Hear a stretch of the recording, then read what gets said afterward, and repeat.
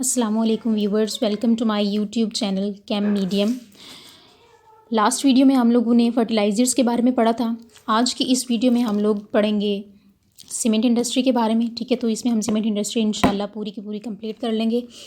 तो आइए without wasting any time हम सीमेंट इंडस्ट्री स्टार्ट करते हैं। बिस्मिल्लाहिर्रहमानिर्रहीम। सीमेंट इंडस्ट्री जो है, आपको पता है कि आजकल चूँकि इमरान खान ने बहुत ज़्यादा सीमेंट इंडस्ट्री और सीमेंट इंडस्ट्री के प्लांट्स जो हैं वो बनाने शुरू किए हैं और इस पर काम करना शुरू किए। तो इस लिहाज से मेरे ख्याल से सीमेंट इंडस्ट्री बहुत इंपॉर्टेंट है कि अगर आपका पेपर होता है मतलब इस तरह से थ्योरेटिकल पेपर होता है, आपका एमसीक्यू टाइप पेपर नहीं होता, तो उस केस में मैं ये समझती हूँ कि सीमेंट इंडस्ट्री का क्वेश्चन लाजमी तौर पे आएगा। इसलिए आपको ये लेक्चर लेना आपके लिए बहुत ज़्यादा ज़रूरी है जी। तो सबसे पहले मैं आपको इसका इंट्रोडक्शन बता देती हूँ। सीमेंट इंडस्ट्री जो है, इसमें सीमेंट जो है, सबसे पहले सीमेंट को किसने इन्वेंट किया था और किसने सबसे पहले इसको इंट्रोड्यूस करवाया था। ये एक इंग्लिश पर्सन था जिसका नाम था मैसन जोसेफ एस्पेडीन। मैसन जोसेफ एस्पेडीन ने सबसे पहले सीमेंट को इंट्रोड्यूस करवाया था। किस तरह से कि उसने दो मटेरियल्स लिए थे, एक उसने लाइमस्टोन लिया और दूसरा उसने क्ले लिया। लाइमस्टोन और क्ले के डिफाइंड मिक्सचर को जब उसने वाटर के साथ मिक्स किया, तो वाटर के साथ मिक्स करने के बाद उसने ये ऑब्ज़र्व किया कि वो एक बहुत ज़्यादा हार्ड मैस में कन्वर्ट हो गया। और वो हार्ड मैस जो है उसकी रिजेम्बलेंस थी पोर्टलैंड रॉक के साथ। पोर्टलैंड जो है ये इंग्लैंड के अंदर एक रॉक है और इसका जो मटेरियल है, इसका जो यानी कि पत्थर हैं वो बहुत ज़्यादा सख्त हैं कि तोड़े नहीं जा सकते। तो ये जो हार्ड मैस क्रिएट हुआ या प्रोड्यूस हुआ, ये उस पोर्टलैंड रॉक से रिजेंबल करता था। तो उसी मुनासबत से हम इस सीमेंट को अभी तक कहते हैं पोर्टलैंड सीमेंट।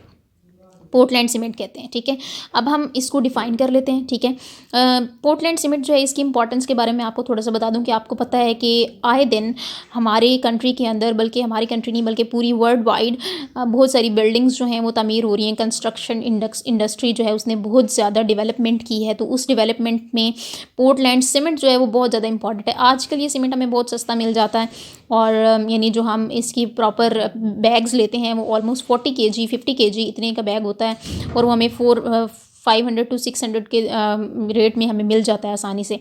ठीक है, अच्छा अब हम इसको डिफ़ाइन कर लेते हैं। सीमेंट को हम किस तरह से डिफ़ाइन करते हैं। सीमेंट जो है वो बेसिकली मिक्सचर होता है, इंटीमेट मिक्सचर या फाइनल मिक्सचर होता है कैलकेरियस एंड आर्जिलेशियस मटेरियल का, जिसे हम बहुत ज़्यादा टेम्परेचर पर हीट करते हैं।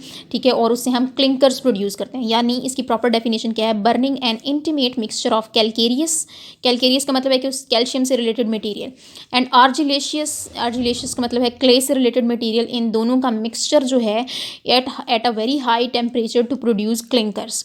हम बर्न करते हैं इन दोनों के मिक्सचर को, बहुत ज़्यादा टेम्परेचर पर उसको पकाते हैं, रोस्ट करते हैं और उससे जो मटेरियल हमें मिलता है वो क्लिंकर्स की फॉर्म में होती है। और वो क्लिंकर्स जो होते हैं जब उसे ग्राइंड करते हैं तो हमारे पास पाउडर सीमेंट आ जाता है। तो ये सीमेंट की डेफिनेशन है।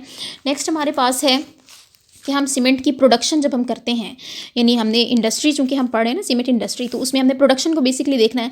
तो उसकी प्रोडक्शन में कौन कौन से रॉ मटेरियल्स जो हैं वो ज़रूरी होते हैं। तो सबसे पहला जो रॉ मटेरियल ज़रूरी है दैट इज़ कैलकेरियस मटेरियल। मैंने आपको पहले बताया कैलकेरियस मटेरियल से मुराद है कैल्शियम से रिलेटेड जो मटेरियल है। और कैल्शियम से रिलेटेड कौन कौन सा मटेरियल होता है, लाइमस्टोन। लाइमस्टोन जो होता है इसको हम कहते हैं नॉर्मली ये CaCO3 कैल्शियम कार्बोनेट होता है। मार्बल यानी ये जो पत्थर वगैरह होता है। चॉक, ये जो हम बोर्ड के ऊपर यूज़ करते हैं, वाइट चॉक ब्लैक बोर्ड के ऊपर यूज़ करते हैं, वो वाला मटेरियल होता है। और मेरीन शेल्स, सिपियाँ वगैरह, या ये जो पुरानी आप सी साइड पे चले जाएं तो वहाँ पर आपको शेल्स जो मिलते हैं ना वो मेरीन शेल्स होते हैं। ठीक है, तो ये वो तमाम चीज़ों का मटेरियल जो है वो होता है कैलकेरियस मटेरियल। हम अपने रॉ मटेरियल के अंदर ये चारों पांचों चीज़ें जो हैं वो यूज़ कर सकते हैं। एक मटेरियल हो गया ये। दूसरा मटेरियल होता है आर्जिलेशियस मटेरियल। आर्जिलेशियस मटेरियल से क्या मुराद है कि इसके अंदर क्ले होगी। क्ले यानी मट्टी। मट्टी के अंदर आपको पता है पोटाशियम के भी कंपाउंड्स होते हैं, एल्यूमिनियम के भी होते हैं और सिलिका के भी होते हैं। कि जो क्ले होता है बेसिकली क्ले वो पोटाशियम ऑक्साइड, एल्यूमिनियम ऑक्साइड और सिलिकॉन ऑक्साइड का मिक्सचर होता है, वो होता है क्ले। शेल, स्लेट आप समझ सकते हैं कौन सी होती है, ये जो आप बचपन में कहीं आपने तो नहीं यूज़ किया होगा, पुराने ज़माने में एक यूज़ किए जाते थे, एक ब्लैक बोर्ड टाइप की एक मेटल की बनी हुई स्लेट यूज़ की जाती थी और उसको उसके ऊपर राइट करने के लिए जो चॉक टाइप मटेरियल यूज़ होता था ना, उसे हम स्लेट कहते हैं। ठीक है, तो वो स्लेट जो होती है वो वाली। उसके अलावा blast furnace slag. Blast furnace slag क्या होता है? ये आयरन की मैन्युफैक्चरिंग के लिए, मैन्युफैक्चरिंग के दौरान जो फर्नेस के ऊपर या एट द एंड जो मटेरियल होता है वो जो यूज़ के काबिल नहीं होता, उसे हम स्लैग कहते हैं, ऊपर तैर रहा होता है झाग की फॉर्म में। तो वो वाला मटेरियल भी हम लोग आर्जिलेशियस मटेरियल की जगह पर यूज़ कर सकते हैं। यानी ये जो है ये कैल्शियम ऑक्साइड प्रोवाइड करता है, कैलकेरियस मटेरियल कैल्शियम के ऑक्साइड्स, और जो आर्जिलेशियस मटेरियल है वो एल्यूमिना और सिलिकॉन के ऑक्साइड्स प्रोवाइड करता है। और थर्ड जो इसके अंदर है मटेरियल, रॉ मटेरियल में जो हम यूज़ करते हैं वो जिप्सम होता है। ये ऑलमोस्ट हम 2 to 5% जिप्सम जो है ये यूज़ करते हैं। जिप्सम का फॉर्मूला होता है CaSO4.2H2O, यानी हाइड्रेटेड कैल्शियम सल्फेट होता है, इसे हम कहते हैं कि ये जिप्सम है। ये थर्ड रॉ मटेरियल है जो हम सीमेंट की कंप्लीट मैन्युफैक्चरिंग के अंदर यूज़ करते हैं। मैन्युफैक्चरिंग प्रोसेस को जब हम डिस्कस करने लगते हैं तो हमारे पास हिस्ट्री में 2 प्रोसेसेस जो हैं वो रिपोर्टेड हैं। एक हमारे पास होता है ड्राई प्रोसेस, ठीक है, और एक हमारे पास होता है वेट प्रोसेस। चूँकि इसके अंदर ये तमाम मटेरियल्स जो हैं ये कह लें कि पाउडर्ड फॉर्म में होते हैं, धूल वगैरह बहुत ज़्यादा उड़ती है, तो हम लोग डिसाइड करते हैं पाकिस्तान के अंदर, चूँकि आपको पता है एनवायरनमेंट पहले भी बहुत ज़्यादा कह लें कि पोल्यूटेड है, तो फिर हम ड्राई प्रोसेस यूज़ नहीं करते। डस्ट वगैरह को अवॉइड करने के लिए हम वेट प्रोसेस यूज़ करते हैं। वैसे जब प्रोसेस की हमने चॉइस करनी होती है तो वो 3 चीज़ों पर डिपेंड करती है। सबसे पहली चीज़ ये होती है कि जो रॉ मटेरियल हम यूज़ कर रहे हैं उसकी फ़िज़िकल कंडीशन क्या है। फ़िज़िकल कंडीशन से मुराद है कि कहीं कुछ उसके अंदर गीला या वेट तो नहीं है, या वो ज़्यादा पाउडर्ड फॉर्म में तो नहीं है, उड़ने वाला पाउडर तो नहीं है जो हमारी इनहेलिंग के दौरान सांस का प्रॉब्लम कॉज कर सके, ऐसे मटेरियल्स तो नहीं है। पहले इन दोनों प्रोसेसेस की को डिसाइड करने के लिए हम कहते हैं कि अगर तो उसकी फ़िज़िकल कंडीशन किस काबिल है। अगर तो वो इस काबिल है कि हम लोग ड्राई प्रोसेस यूज़ करें तो हम ड्राई प्रोसेस यूज़ करेंगे, अदरवाइज़ हम वेट यूज़ करते हैं। दूसरी चीज़ जो है वो होती हैं local climatic conditions of factory, यानी फैक्ट्री जिस फैक्ट्री के अंदर सीमेंट मैन्युफैक्चर किया जा रहा है, क्या उसकी local climatic conditions. Climatic condition का मतलब ये है कि क्या हमने वहाँ पर डस्ट को कंट्रोल करने के लिए कोई प्रिकॉशनरी मेजर्स किए हुए हैं। अगर तो नहीं किए हुए तो फिर तो उसका क्लाइमेट जो है वो बहुत ज़्यादा डस्टी हो जाएगा, बहुत ज़्यादा पोल्यूट हो जाएगा। और अगर हमने किए हुए इकदाम उसको कंट्रोल करने के लिए डस्ट को, तो फिर हम वहाँ पर ड्राई प्रोसेस यूज़ कर सकते हैं। और थर्ड जो फैक्टर होता है जिसको हम जहन में रखते हैं प्रोसेस की नेचर डिसाइड करने के लिए ड्राई या वेट, वो होता है प्राइस ऑफ फ्यूल। यानी अगर हम ड्राई प्रोसेस यूज़ करेंगे तो उसके अंदर लेस फ्यूल यूज़ होगा, वेट प्रोसेस यूज़ करेंगे तो उसके अंदर ज़्यादा फ्यूल यूज़ होगा, क्योंकि उसके अंदर हमने पानी वगैरह यूज़ करना है। लेकिन एंड प्रोडक्ट तो हमारे पास प्रोडक्ट जो सीमेंट का होगा वो तो होना चाहिए ना ड्राई। तो ज़ाहिर है वेट प्रोसेस में हमें ज़्यादा फ्यूल यूज़ करना पड़ेगा। ठीक है, तो ये लोकल ये 3 कंडीशंस हैं, physical condition of raw material, local climatic conditions of factory and price of fuel. इन तीनों को मद्देनजर रखते हुए हम डिसाइड करते हैं कि हमने ड्राई प्रोसेस यूज़ करना है या वेट प्रोसेस यूज़ करना है। ड्राई प्रोसेस ज़्यादातर ये फॉरेन कंट्रीज़ में यूज़ किए जाते हैं, क्योंकि आपको पता है ड्राई वहाँ पर फॉरेन कंट्रीज़ में ज़्यादातर, यूरोपियन कंट्रीज़ की अगर बात की जाए तो वहाँ पर जो एटमॉस्फेयर है वो ऑलरेडी कह लें कि वेट होता है, हाईग्रोस्कोपिक एटमॉस्फेयर होता है, पानी हर वक्त, बारिश सर्दी इस तरह का मौसम होता है, धूल उड़ने के चांसेस बहुत कम होते हैं, तो वो लोग जो हैं वो ड्राई प्रोसेस यूज़ करते हैं। पाकिस्तान के अंदर आपको पता है कि हमारा जो अल्हम्दुलिल्लाह सर्दियों में भी सनी सीज़न होता है अक्सर, और गर्मियों में तो बहुत ही ज़्यादा ये धूल उड़ने वाला और ड्राई सीज़न होता है। तो इस वजह से हम वहाँ पर जो डस्ट वगैरह होती है उसका प्रॉपर अरेंजमेंट भी नहीं होता, तो हम लोग वेट प्रोसेस यूज़ कर लेते हैं, क्योंकि वेट प्रोसेस पाकिस्तान के अंदर बहुत ज़्यादा यूज़फुल है, क्योंकि यहाँ पर हमें डस्ट कंट्रोल करने के लिए कोई ऐसे इंस्ट्रूमेंट्स नहीं रखने पड़ते, और पानी डालेंगे तो धूल तो उड़ेंगी नहीं, डस्ट की तो प्रोडक्शन होगी ही नहीं।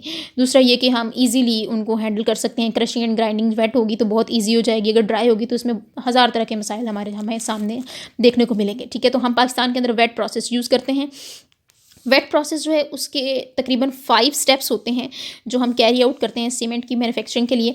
सबसे पहला स्टेप है crushing and grinding of raw materials. Raw materials में आपको पता है कैलकेरियस मटेरियल है, आर्जिलेशियस मटेरियल है और जिप्सम है। ठीक है, तो इन तमाम जो रॉ मटेरियल्स हैं, सबसे पहला स्टेप हमारा क्या होगा, crushing and grinding of these calcareous and argillaceous materials. ठीक है, कैलकेरियस और आर्जिलेशियस मटेरियल यानी रॉ मटेरियल की हम क्रशिंग एंड ग्राइंडिंग करते हैं पहले स्टेप में। क्रशिंग एंड ग्राइंडिंग करने के लिए हम लोग जो चीज़ यूज़ करते हैं वो इस तरह से होता है कि हमारे पास जो इंस्ट्रूमेंट जो फैक्ट्री होती है ना, उसके अंदर हमारे पास इस तरह से यानी कुछ इंस्ट्रूमेंट इस तरह का होता है कि उसमें हम क्रशिंग एंड ग्राइंडिंग करने के लिए हम 2 स्टेजेस यूज़ करते हैं। 2 स्टेजेस यूज़ करने का मतलब क्या है कि पहली स्टेज में हम एक दफ़ा सबको ग्राइंड कर लेते हैं, ठीक है, और दूसरी दफ़ा हम दोबारा से उसको उस ग्राइंडिंग प्रोसेस से गुजारते हैं।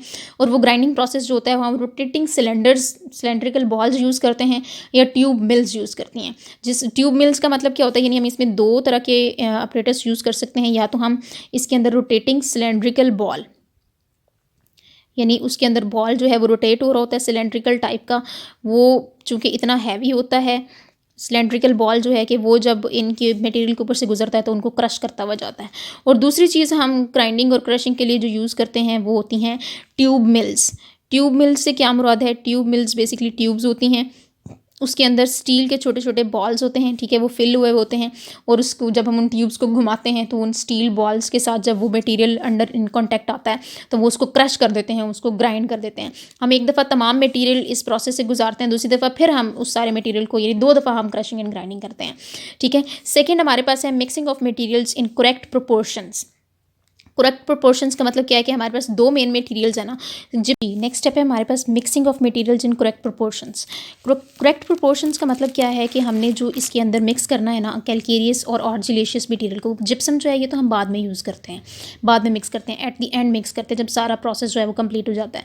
शुरू में हमारे पास कैल्केरियस और आर्जिलेशियस मटेरियल्स हैं, हमने इन दोनों को करेक्ट प्रोपोर्शंस में किस तरह से हमने करना है कि हमने ऑलमोस्ट जो कैल्केरियस मटेरियल है ना उसका हमने लेना होता है तकरीबन 75%, यानी टोटल 100% अगर तो 75% हम कैल्केरियस मटेरियल का लेंगे और इसमें से 25% जो है वो हम लोग आर्जिलेशियस मटेरियल जो है इसका कंटेंट लेते हैं। यानी mixing of materials in correct proportions में हमने 2 तरह से लेना है।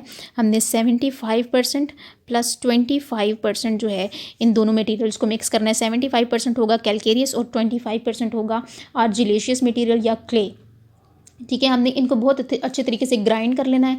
ग्राइंड करने के बाद हमने इसका होमोजीनियस मिक्सचर बना देना है, ठीक है। होमोजीनियस मिक्सचर हम इस तरह से बनाएंगे कि हम उसके अंदर वाटर भी ऐड करेंगे प्रॉपर प्रोपोर्शन में। हम इसके अंदर तकरीबन 35 to 45%, 35 से 45% हम इसके अंदर वाटर मिक्स करते हैं, ठीक है। और 35 से 45% वाटर होता है, 75% कैल्केरियस मटेरियल होता है, 25% आर्जिलेशियस मटेरियल होता है। और उनको हम बहुत अच्छे तरीके से होमोजीनियस मिक्सचर बनाते हैं। और वो जो होमोजीनियस मिक्सचर हमारे पास बनता है उससे हम एक नाम देते हैं, हम उसे क्या नाम देते हैं, हम उसे कहते हैं स्लरी, ठीक है। वो स्लरी जो हमारे पास मिक्सचर बन जाता है, लिकर सा बन जाता है, उसके अंदर 35 टू स्लरी जो है उसकी मैं आपको थोड़ी सी बता देती हूँ कि क्या है उसकी कंपोजिशन। स्लरी जो बनता है उसके अंदर 75% कैल्केरियस मटेरियल होता है, कैल्शियम ऑक्साइड, ठीक है। 25% उसके अंदर आर्जिलेशियस मटेरियल यानी क्ले होता है, ठीक है। उसमें 35 से 45% उसके अंदर वाटर होता है, ठीक है। और ये जो 35 से 45% वाटर होता है, फिर हम क्या करते हैं कि इसके अंदर वाटर कंटेंट को हम रिड्यूस करके इसे 20 to 30% तक लेके आते हैं। यानी 20 से 30% हम वाटर इसके अंदर लाते हैं, यानी उसे थोड़ा सा पानी उसके अंदर से निकाल लेते हैं स्टोरेज बिन्स के अंदर, हम उसे निकाल के थोड़ा सा पानी, तो ताकि हम फ्यूल की कंजम्पशन जो है वो कम से कम हो सके, ठीक है। अब थर्ड हमारा जो मोस्ट इम्पॉर्टेंट प्रोसेस है वो है heating the prepared mixture slurry in A rotary kiln. हम एक रोटरी किलन लेते हैं और उसके अंदर हम लोगों ने क्या करना है कि जो हमने प्रॉपर मिक्सचर बनाया है, इसका स्लरी बनाया है, उस स्लरी को हम इंट्रोड्यूस करवाते हैं रोटरी किलन के अंदर। ये बहुत इंपॉर्टेंट है। इंपॉर्टेंट इसलिए है कि सारे का सारा जो रिएक्शन का जो मेन पार्ट है वो यहीं पर हो रहा होता है, ठीक है, थर्ड स्टेप में। अच्छा, और फोर्थ स्टेप हमारे पास है grinding the heated product clinker, और फिफ्थ स्टेप है mixing and grinding with gypsum. Third step का हम ज़रा डिटेल देख लेते हैं। थर्ड स्टेप जो होता है, यहाँ ये देखें, थर्ड स्टेप में हम रोटरी किलन लेते हैं। ये आपके सामने एक रोटरी किलन है और ये इंक्लाइंड है, मैंने स्ट्रेट ड्रॉ नहीं की, हॉरिजॉन्टल ड्रॉ नहीं की, ये इंक्लाइंड है, एक स्पेसिफिक एंगल बना रही होती है ये, ठीक है। उस एंगल पे हम लोगों ने इसको रोटरी किलन को रखा होता है।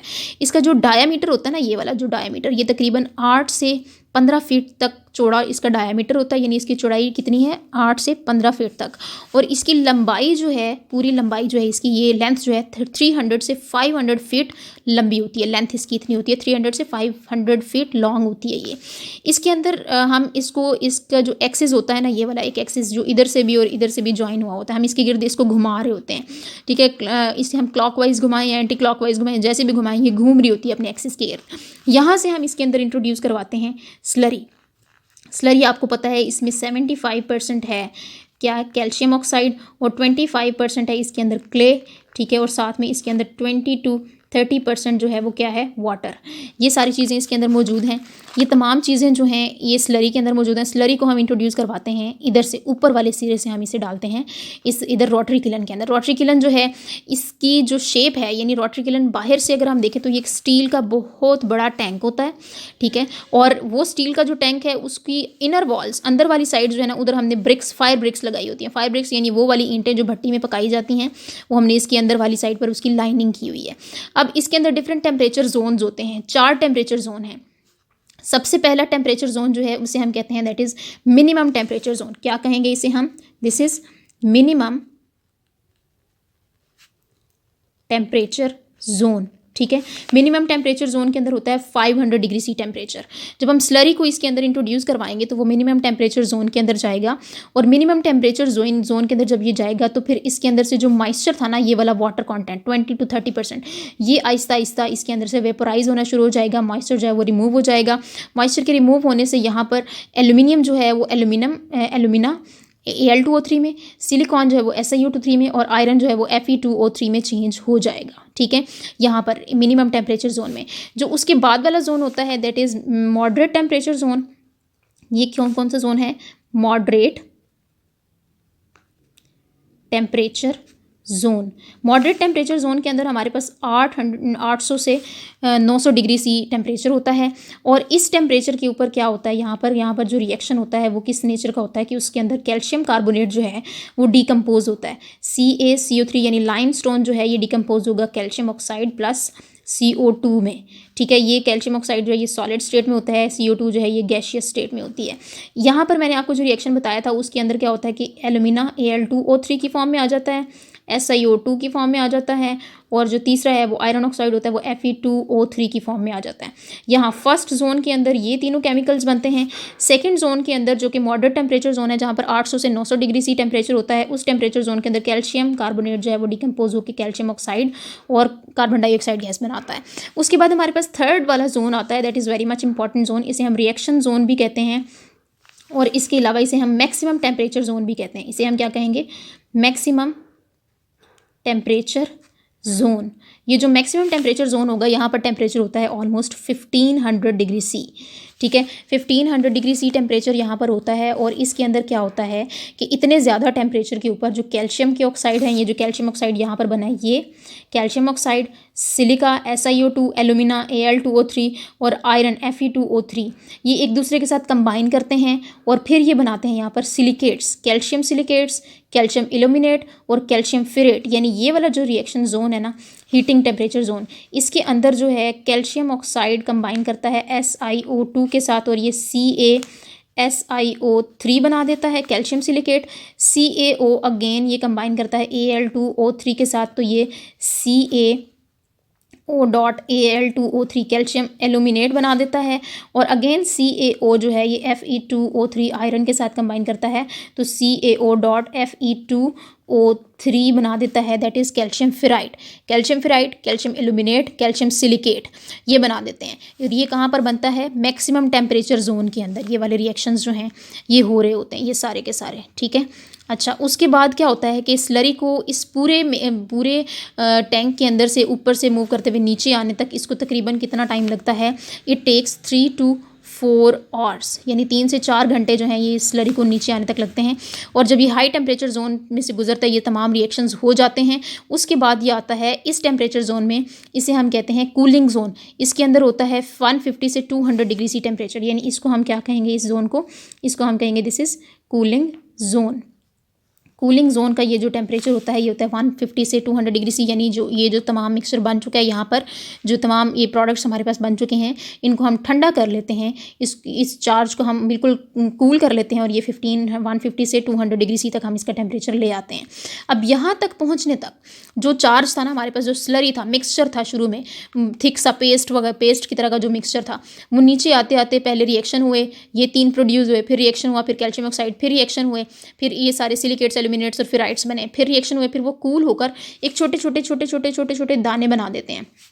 जो फिर हम यहाँ से बाहर निकालते हैं वो इस टाइप का कह लें कि इस तरह का एक मटेरियल हमारे पास होता है, ठीक है। और ये जो छोटे छोटे छोटे छोटे दाने बनते हैं इन्हें हम कहते हैं क्लिंकर्स।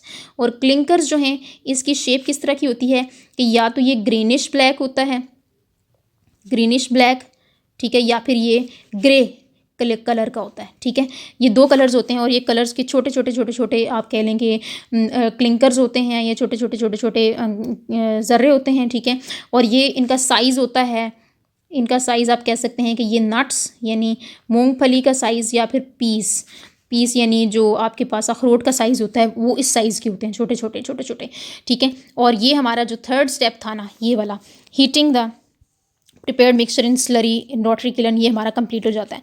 फिर grinding the heated product clinkers, फिर उसके बाद ये जो क्लिंकर्स यहाँ पर बनते हैं ना हम उसे ग्राइंड करते हैं, ठीक है, उसे हम ग्राइंडिंग करते हैं। ग्राइंड करने के बाद हम उसके बाद लास्ट स्टेप में उसकी मिक्सिंग करते हैं। मिक्सिंग हम किसके साथ करेंगे? With gypsum, mixing with gypsum, ठीक है। और ये जो जिप्सम होता है आपको पता है कि इसका फॉर्मूला मैंने आपको बताया था, जिप्सम जो होता है ये होता है CaSO4.2H2O, ये मैंने फार्मूला बताया था आपको, ठीक है। तो फिर ये क्लिंकर्स जो क्लिंकर को जब हम ग्राउंड करते हैं क्लिंकर्स के अंदर ही हम डाल देते हैं जिप्सम, ठीक है। जिप्सम डाल के फिर हम इसको इकट्ठा ग्राइंड करते हैं और ग्राइंड करने के बाद हमारे पास जो है वो प्योर पाउडर्ड फॉर्म में हमारे पास सीमेंट आ जाता है।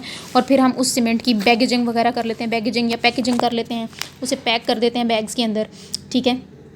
अच्छा, ये सारा था 5% और या 2% हम इसके अंदर डालते हैं, इसका 2 से लेके 5% तक कैल्शियम सल्फेट .2H2O जिप्सम हम डालते हैं। जिप्सम जो होता है ये सीमेंट का सेटिंग टाइम इंक्रीज़ करता है।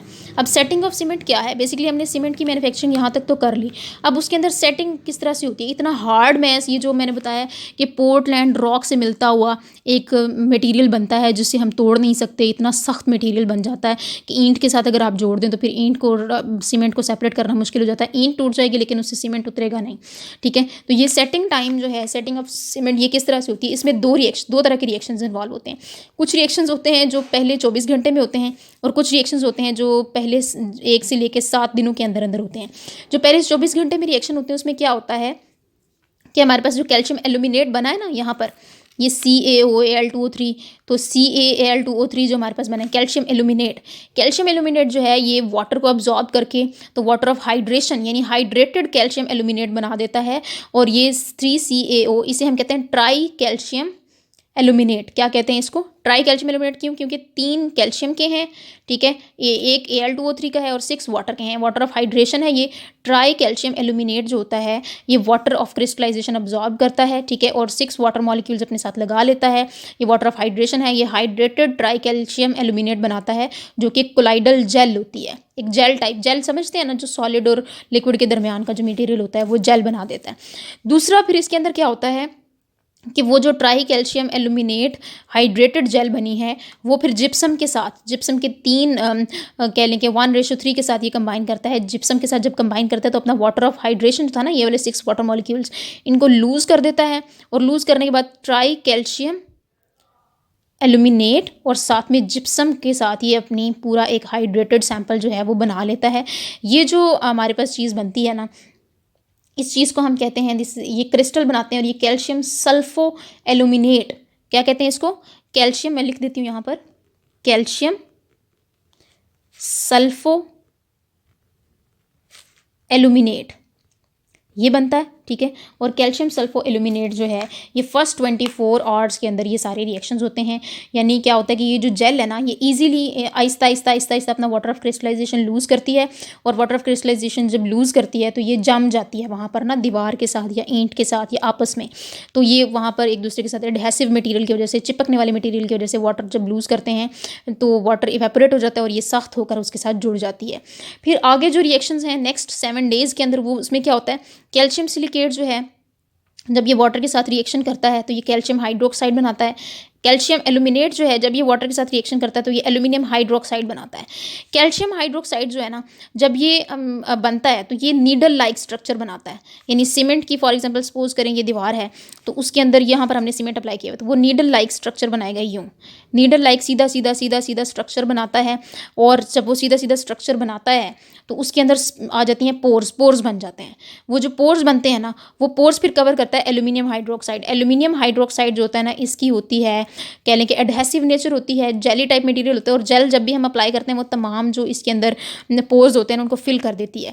ठीक है, जैसे जैसे आप लोग घर में यूज़ करते हैं वो प्याला टाइप मटेरियल यूज़ करते हैं ना, कप के ऊपर जो कोटिंग हुई हुई होती है, वो बेसिकली अंदर जो है ना वो पोरोस मटेरियल होता है, उसके ऊपर जब वो जेल की कोटिंग करते हैं तो वो इस तरह की शीशे की तरह की अपीयरेंस देती है कि उसके बाद हम उसके ऊपर हाथ लगाएं तो वो मुलायम होता है। ठीक है, वो जो है वो मुलायम होता है, और वो इस तरह से आप कह लें कि वो पोर्स टाइप जो है, उसके जो पोर्स होते हैं वो नज़र नहीं आ रहे होते। तो ये नीडल लाइक स्ट्रक्चर बनाता है 7 डेज़ के अंदर अंदर। और फिर एल्यूमिनियम हाइड्रोक्साइड जो है, ये जनाब जेल टाइप मटेरियल होता है, एडहेसिव मटेरियल होता है, चिपकने वाला मटेरियल होता है, ये पोर्स को कवर कर देता है प्रॉपर तरीके से। ठीक है, वो पोर्स जो हैं वो कवर अप हो जाते हैं, और एक स्मूथ सरफेस हमारे पास सीमेंट की दीवार की जो है वो सामने आती है। ठीक है, तो ये वो रिएक्शंस हैं जो फर्स्ट 7 डेज़ के अंदर होते हैं। इंटरस्टिक्स जितनी भी बनी होती हैं उनको एल्यूमिनियम हाइड्रोक्साइड फिल कर लेता है, और फिर उसके बाद एल्यूमिनियम हाइड्रोक्साइड जो है वो अपनी जेल जो बनी होती है उस वाटर उसको अंदर से लूज़ कर देता है, और आहिस्ता आहिस्ता वाटर लूज़ करने के बाद जब वाटर इवेपोरेट हो जाता है तो वो बहुत ज़्यादा सख्त बन जाता है। पहले जेल होता है, जब इंटरस्टिक्स को कवर करता है, फिर वाटर ऑफ क्रिस्टलाइजेशन को लूज़ करता है, और फिर वो बहुत ज़्यादा हार्ड मटेरियल जो है वो बना देता है। अब लास्ट में हमारे पास रह गया है जनाब इसका सीमेंट इंडस्ट्री इन पाकिस्तान। ये हम देख लेते हैं जल्दी से।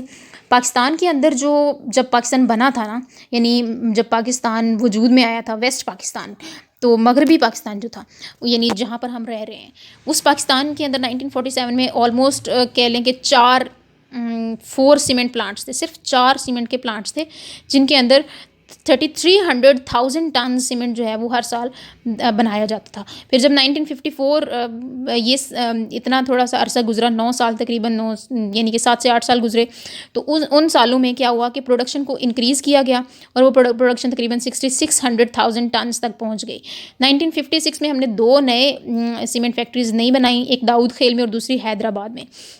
वो 2 नई फैक्ट्रीज़ जो बनी थी उसकी वजह से प्रोडक्शन जो है वो बहुत ज़्यादा तो नहीं बढ़ सकी कि वो तकरीबन जितनी हमारे मुल्क में ज़रूरत है उसको पूरा कर सकें।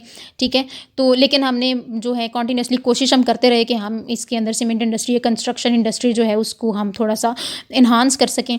फिर पाकिस्तान के अंदर वो कहता है कि चूँकि सीमेंट की बढ़ती हुई जो ज़रूरत है उसके पेश नज़र हमने बहुत सारे प्रोजेक्ट्स शुरू किए। ठीक है, efforts were made thus to build more factories, हमने ज़्यादा फैक्ट्रीज़ बनाने की कोशिश की। At present there are about 22 cement factories. अब हमारे पास मौजूदा हालात में 22 सीमेंट की फैक्ट्रीज़ हैं जो प्राइवेट और गवर्नमेंट सेक्टर्स के अंदर चल रही हैं, और ये हर साल हम इसमें ड्राई प्रोसेस भी यूज़ करते हैं, वेट प्रोसेस भी यूज़ करते हैं। ठीक है, और टोटल प्रोडक्शन और इन 22 सीमेंट प्लांट्स की जो है वो तकरीबन है हमारे पास 95,78,802 metric tons per year. NM का मतलब होता है पर ईयर के लिहाज से, पर ईयर के लिहाज से इतनी प्रोडक्शन मीट्रिक टन्स में हम सीमेंट की करते हैं।